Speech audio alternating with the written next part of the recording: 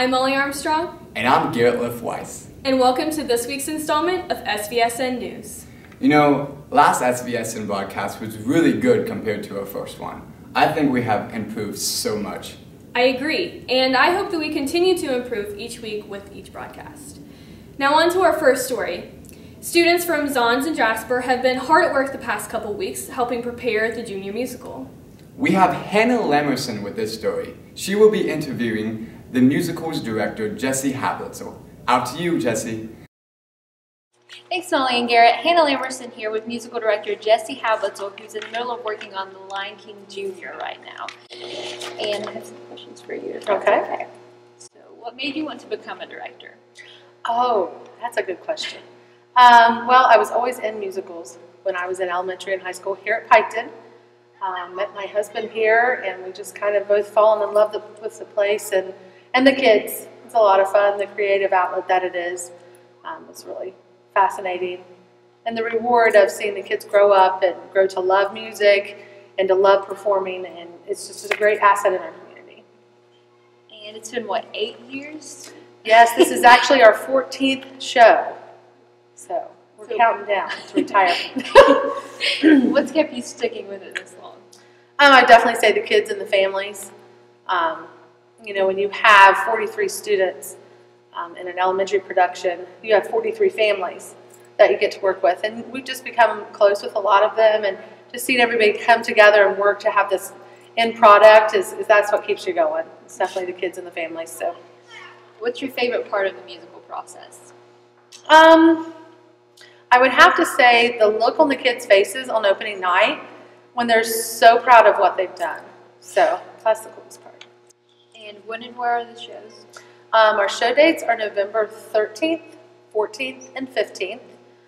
We added an extra show this year for elementary. We usually only do 3. But Friday night's performance will be at 7.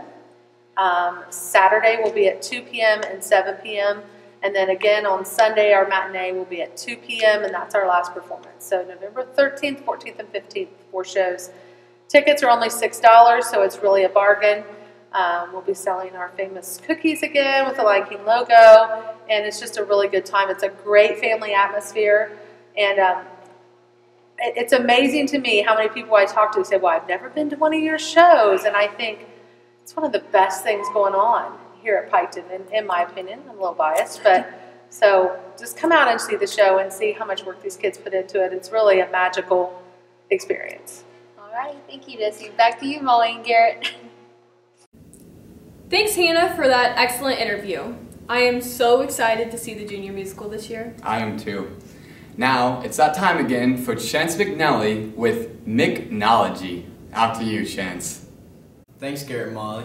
This week's tech topic is how we integrate electronics in the classroom. Here at PHS, we use a lot of electronics to help us advance our education. One of these electronics we use the most is computers. They allow us to research topics in seconds and not spend hours searching through books. We also use them to type papers. There are so many things we use computers for here at PHS that it is almost impossible to name them all. Another electronic we have started to use a lot of is our cell phones. We are allowed to use them during our lunch period and also in between classes. But there are programs that teachers are starting to utilize that involve us using our cell phones in class, such as Kahoot, Socrative, multiple different Google apps, and many more.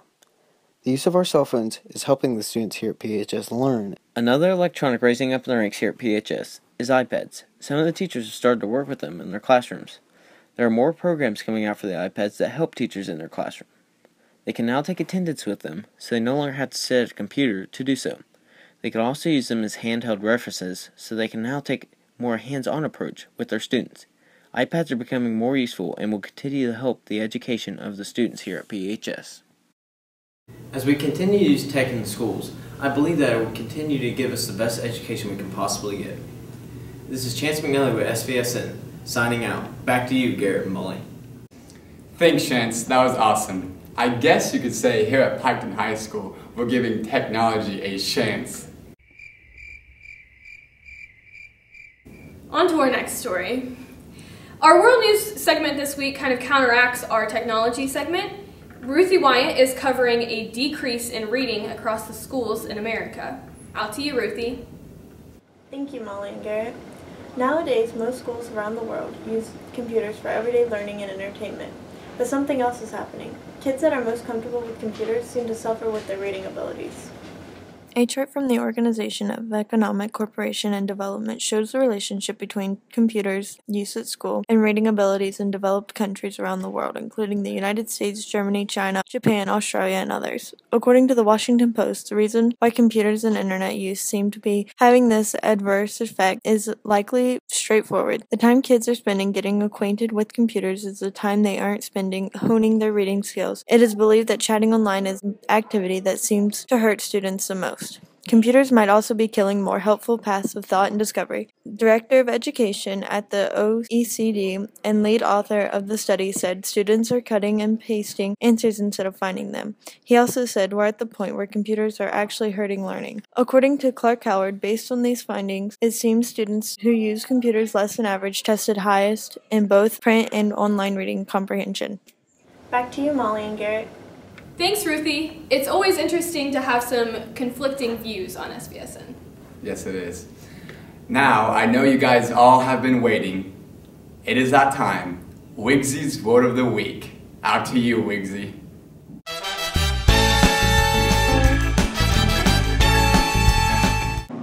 Hey, it's Wigsy, and this is my Word of the Week. Hootenanny.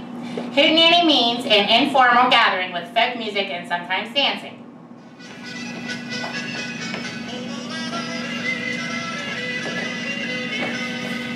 Hey, Wigsy. Hey, again. This Hootenanny's higher in the Himalayas. Thanks. Keep it classy.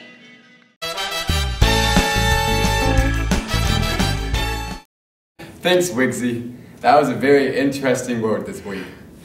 Now let's take it out to our Sports Center team.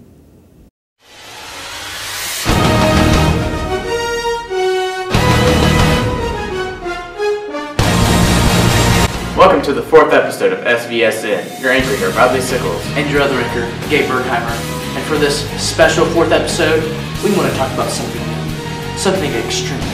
Extreme sports. And you know what comes to mind when I think of extreme, Brad? What is it, Gabe? Volleyball! Volleyball! And we're hosting a tournament this Saturday at 4 o'clock. Our field reporter Bryce Pearson has more on the story. Out to you, Bryce. Thanks, Brad Gabe. I'm here with two of our senior volleyball players, Erica Scott and Peyton Reuter. They play this Saturday at 4 o'clock in the sectional final game against Lynchburg Clay. So how are you two doing today? Great. How are you doing, Bryce? Just fine. So, how do you feel your guys' season has gone so far? I mean, I think we lost a couple games that we shouldn't in the beginning of the year, but I think we're on the right track now. I completely agree.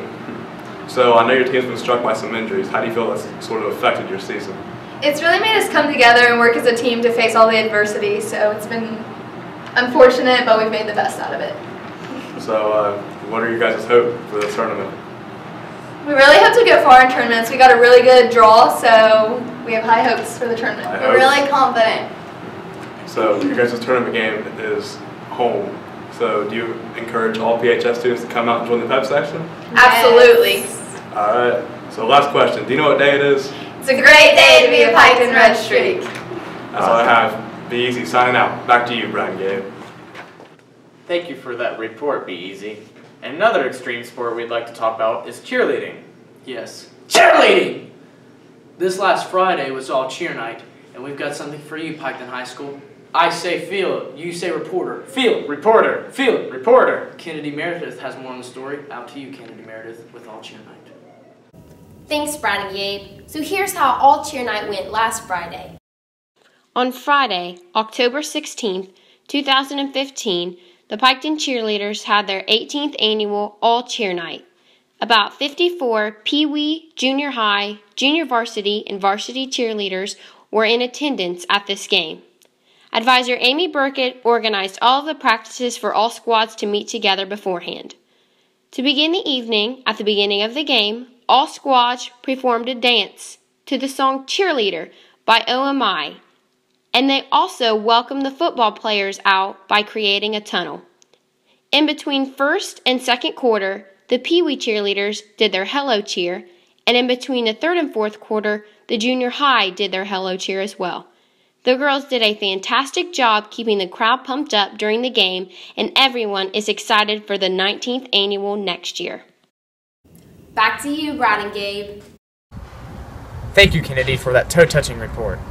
And now for the special 4th episode, we've saved the most extreme sport for last. Yes, our test team. No. Football. The Red Streak football team came up just a little bit short Friday night against the St. Trace Pioneers in a 42-8 loss. Yes, but Gabe, what's more important is that we played with heart and integrity. Indeed it is, Brad. Indeed it is.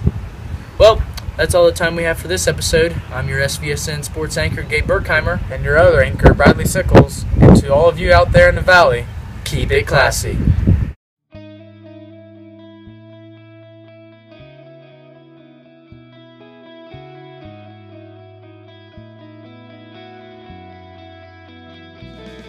Formal gathering, sometimes with folk music. Oh gosh.